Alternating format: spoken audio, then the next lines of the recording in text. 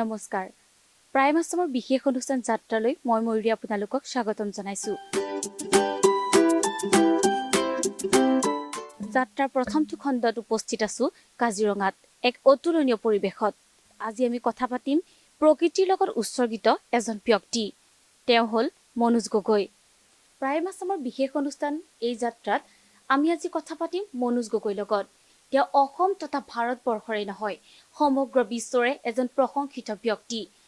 আমি সময় নষ্ট নকৰি পোনপ্ৰথমে এই যাত্ৰাত তেওঁ এই যাত্ৰাৰ লগত কেনেদৰে জড়িত হ'ল আমি এই বিষয়ে তেওঁৰ লগত পোনপটীয়াভাৱে অলপ সময় আলোচনা কৰোঁ মনোজ দা আপোনাক প্ৰাইম আছামৰ এই যাত্ৰা অনুষ্ঠানলৈ আপোনাক স্বাগতম জনাইছোঁ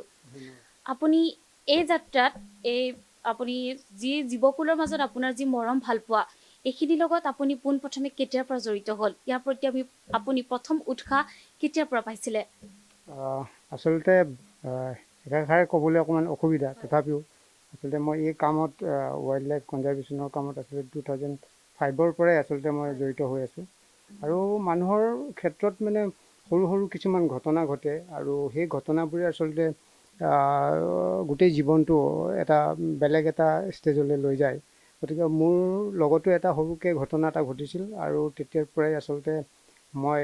আচলতে আন্তৰিকতাৰে আচলতে এই কামবোৰ কৰিবলৈ ল'লোঁ আৰু এইটো আচলতে 2007 চনৰ কথা আৰু 2007 চনতে এটা মোৰ লগত ঘটনা ঘটিছিল মই ৰাতিপুৱা সময়ত ৰাস্তাত গৈ আছিলোঁ মৰ্ণিং ৱাকৰ কাৰণে তাৰপিছত মানুহৰ জুম এটা দেখিলোঁ জুম এটা দেখাৰ পিছত তাত গৈ পেলাই পালোঁগৈ হয় এডাল মানে পাইথন যিটো আমাৰ অসমীয়াত অজগৰ বুলি কোৱা হয় সেই অজগৰ এডাল মানে ডিঙিত চিপগাঁঠি লগাই পেলাই মানে ৰাস্তাৰ ফালে টানি আছে আৰু আগতে দেখিছোঁ যে সৰুৰ পৰাই আমি লক্ষ্য কৰিছোঁ যে মানুহে সাপ বুলি কোৱাৰ লগে লগে ভয় খায় আৰু যিকোনো সাপেই বিষাক্ত বুলি ভাবে গতিকে সেইদিনাখনো তেনেকৈ এটা অৱস্থা হৈছিলে আৰু সেইদিনাখনো এডাল সাপ মানে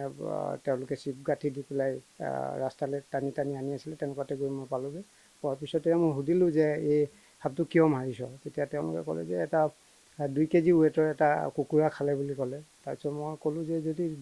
এতিয়া মাৰিলেতো আৰু সেইটো ওলাই নাহে গতিকে নামাৰিবি মই তাক লৈ যাম তাৰপৰা জীৱনত প্ৰথমবাৰৰ বাবে সাপ আচলতে ৰেস্কিউ কৰিছোঁ সেইদিনাখন 10/10/2007 সেইটো মোৰ আচলতে জীৱনৰ প্ৰথম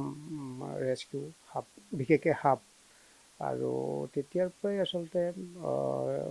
অনুভৱ কৰিলোঁ যে এই সৰু সৰু প্ৰাণীবোৰ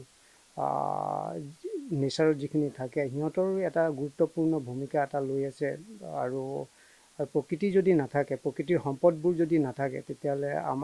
আমাৰে বিপদ হ'ব মানুহ জীৱকুল মানুহ কোনো জীয়াই নাথাকিব গতিকে সেইখিনি যে সংৰক্ষণ কৰিব লাগে তেতিয়াৰ পৰা আচলতে খুব হাৰ্ডলি মানে এই কাম কৰিব ল'লোঁ আৰু তেতিয়াৰ পৰা এই অবিৰাম গতিত মানে এই ৰেস্কিউ কামখিনি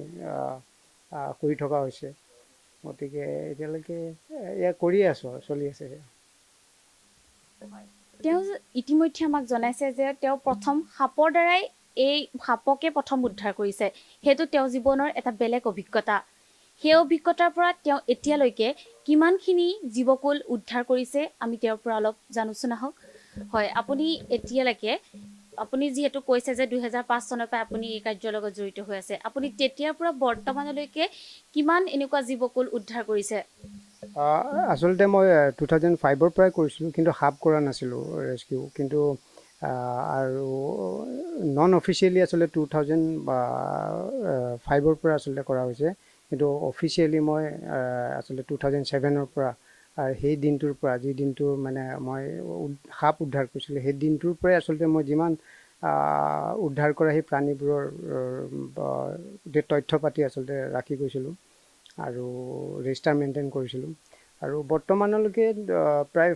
5,000ৰো অধিক বিভিন্ন প্ৰজাতিৰ সাপ চৰাই আৰু অন্যান্য জীৱকুল আচলতে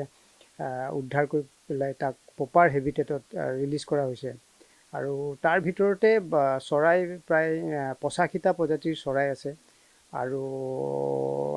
সৰীসৃপ আছে 31টা প্ৰজাতিৰ সৰীসৃপ আছে আৰু বাকী যিখিনি মেমেলছ সেই মেমেলছৰ আছে প্ৰায় 18টা প্ৰজাতিৰ মেমেলছ আছে গতিকে এনেকেই কৰি আছোঁ আৰু চাওঁ আগলৈ কি কৰিব পাৰোঁ গতিকে ভাল লাগে ৱাইল্ড লাইফৰ লগত সময় কটোৱাই আৰু মই মানে গোটেই দিনটো আচলতে এই জীৱ জন্তুবোৰৰ লগতে ব্যস্ত থাকোঁ সিহঁতৰ প্ৰত্যেকটো সময় মানে সিহঁতৰ লগত দিব বিচাৰোঁ আৰু অবজাৰ্ভেশ্যন কৰোঁ সিহঁতৰ কিবা কিবি অসুবিধা পাইছে নেকি গতিকে সেই তেনেকৈ কৰি থকা হৈছে আপোনাৰ এয়া এক অনন্য প্ৰতিভা আপোনাৰ এই মানে প্ৰতিভা দেখি সঁচাকৈ প্ৰত্যেকজন মানুহেই আপোনাৰ প্ৰতি মানে আপোনাৰ প্ৰতি নিজে নিজে তেওঁলোকৰ মূৰ দূৰ খাই যাব আৰু আপুনি আচলতে নৱপ্ৰজন্মৰ বাবে এটা উৎসাহ হয় অলপ অলপ দিন বুলি নহয় এতিয়াও আপোনাৰ বহু ভিডিঅ' ছ'চিয়েল মিডিয়াত ভাইৰেল হৈ আছে বিশেষকৈ নৱপ্ৰজন্মৰ মাজত আপোনাৰ চৰাইৰ লগত থকা বহু ভিডিঅ'ই ভাইৰেল হৈ আছে তাত দেখা পোৱা চৰাইসমূহৰ বিষয়ে অলপমান আমাক জনাব হয় আচলতে এটা চৰাই এটা ফুটেজ আচলতে ভিডিঅ' হেৰি হৈছিলে আচলতে ভাইৰেল হৈছিলে আৰু এইটো হৈছিলে কিংফিছাৰৰ 4টা পোৱালি আৰু ইহঁতক খুব কষ্টৰে মানে সিহঁতক তুলি তালি ডাঙৰ দীঘল কৰাইছে আৰু যেতিয়া ৰেস্কিউ কৰা হৈছিলে সেই ৰেস্কিউৰ সময়ত সিহঁতৰ গাত মানে পাখি অহাই নাছিলে চকু মেলাই নাছিলে তেতিয়াৰ পৰা আচলতে সিহঁতৰ তুলি তালি ডাঙৰ কৰা হৈছে আৰু এইটো এটা বহুত এটা ইণ্টাৰেষ্টিং মানে ষ্টৰি হয় আচলতে কেনে পাইছিলোঁ কেনেকৈ আৰু এটা ইয়াতে কথা হ'ল যে অকল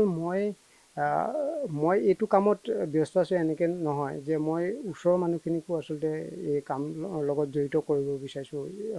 মানুহখিনিক ষ্টুডেণ্টবোৰক গতিকে অকল মনোজ গগৈ আচলতে এইখিনি অকলে কাম কৰিব নোৱাৰে চবৰে সহায় সহযোগ লাগিব আৰু সেই তাৰে এটা উদাহৰণ সেই 4টা কিংফিছাৰ আৰু মানে সেই সৰু বাচ্ছা এটাই আনি পেলাই মোক দিছিলে 4টাকে মানে কিংফিছাৰৰ বাচ্চা মই তেতিয়ালৈকে গম পোৱা নাছিলোঁ যে সেইকেইটা কিংফিছাৰৰ বাচ্চা বুলি গতিকে লাহে লাহে যেতিয়া তাৰ পাখিবোৰ আহিবলৈ লৈছে তেতিয়াহে মানে মই গম পাইছোঁ যে এইকেইটা মানে এটা মাছৰোকা চৰাই পোৱালি বুলি আৰু সিহঁতক প্ৰায় 45 দিনৰ ওপৰত লাগিছে সিহঁতক প্ৰায় ৰিলিজ কৰিবৰ কাৰণে তাৰপিছতো প্ৰায় 3 মাহমান মোৰ লগত সিহঁতৰ মানে থাকে আৰু সিহঁতৰ নাম ৰাখিছিলোঁ বেটা বেটা বুলি কোৱাৰ লগে লগে সিহঁতি য'তেই থাকক সিহঁতে মোৰ মাতটো শুনাৰ লগে লগে আহি মোক কাষ পাহি আৰু তাৰে এটা ফুটেজ মানে ছ'চিয়েল মিডিয়াত ভাইৰেল হৈছিল আৰু প্ৰায় 60 মিলিয়ন মানুহে সেই ফুটেজটো চাইছিল আৰু সেয়াই আৰু এটা কথা মই এইটোৱে ক'ব বিচাৰোঁ যে বহুতে ক'ব বিচাৰে যে এটা বনৰীয়া প্ৰাণী এটা উদ্ধাৰ কৰি পেলাই তাক প্ৰতিপালন কৰি পেলাই মানে তাক ৱাইল্ডত মেলিব পাৰে নে নোৱাৰে এইটো বহুতৰ মানে প্ৰশ্ন হয় কিন্তু পাৰি গতিকে মই কৰি দেখুৱাইছোঁ আৰু মই সেইটো কৰিব পাৰোঁ গতিকে সেইটো কাৰণে সিহঁতক এটা সময় লাগিব এটা চিটুৱেশ্যন তেওঁলোকৰ লগত ক্ৰিয়েট কৰিব লাগিব আৰু সিহঁতি যিটো বিচাৰে যেনেধৰণৰ মানে সিহঁতি বিচাৰে সেই তেনেধৰণে দিব লাগিব মেইন কথা হৈছে অবজাৰ্ভেশ্যন আৰু সেই বেষ্ট মানে মুখ্য সেই অবজাৰ্ভেশ্যনটো কৰি থাকিলে চব কামে কৰিব পৰা যায় আৰু মইতো চব প্ৰকৃতিৰ পৰাই শিকিছোঁ মানে এনেকুৱা হয় এটা চৰাই পোৱালি ডাঙৰ কৰাৰ পিছত সি মোক লগ নেৰে মোক মাক বুলিয়ে ভাবি লয় তাৰপিছত লাহে লাহে সি তাৰ ওপৰত অত্যাচাৰ কৰিব লাগে তাৰমানে এইটো কেনেকুৱা ক'ৰ পৰা শিকিলোঁ মই আমি যদি আমাৰ ঘৰচীয়া মুৰ্গী পোৱালিখিনি চাওঁ যে মাকে কিমান কষ্ট কৰি পেলাই সিহঁতক ডাঙৰ দীঘল কৰে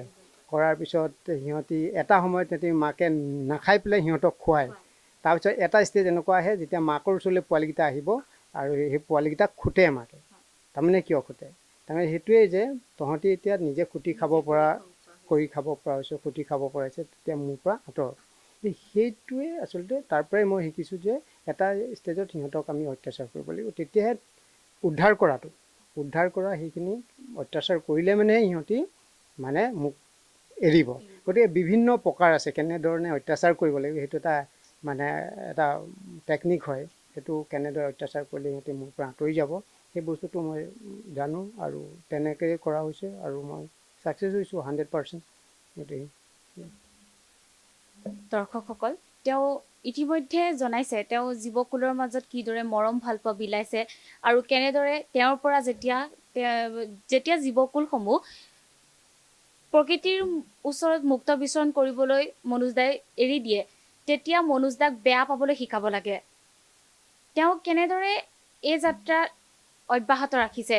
সম্ভৱ নহয় যে মাকৰ পৰা এটা সন্তান এৰাই যোৱা, কিন্তু মনোজ দাই সেইখিনি বহু কষ্টৰে কৰি আছে। এই সময়খিনিত মনোজ দাৰ এটা বেলেগ অভিজ্ঞতা হয়। আপোনালোকে নিশ্চয় আপোনালোকৰ লগতো হয়তো ঘটিছে যে সন্তান নিজৰ ওচৰৰ পৰা আঁতৰি গ'লে কেনেকুৱা লাগে। আমি এই বিষয়ে মনোজ দাৰ পৰা জানি লওঁচোন আহক। আপুনি যিহেতু কৈছে যে বহুত অত্যাচাৰ কৰি সিহঁতক প্ৰকৃতিৰ মাজত মুক্ত বিচৰণ কৰিবলৈ এৰি দিব লাগে, তেতিয়া আপোনাৰ কেনেকুৱা অভিজ্ঞতা হয় বা কেনেদৰে তেহেঁতক প্ৰকৃতিৰ ওচৰত মুক্ত বিচৰণৰ বাবে এৰি দিব লাগে?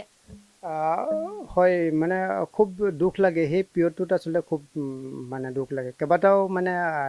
এটা পিৰিয়ড থাকে। এটা সেইটো আটাইতকৈ ডাঙৰ মানে মোৰ কাৰণে দুখ লগা মুহূৰ্ত হৈছে যেতিয়া তাক মই অত্যাচাৰ কৰিব লাগে সেইটো মুহূৰ্তত। আৰু কেতিয়াবা চকু পানী ওলাই যায়গৈ মানে, কিন্তু উপায় নাই। আৰু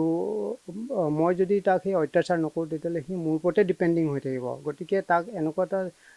পৰিৱেশ দিব লাগিব যাতে সি নিজেই কৰি খাব পাৰে। গতিকে এনেকুৱা হয় মানে এটা চৰাই যেতিয়া ৰেস্কিউ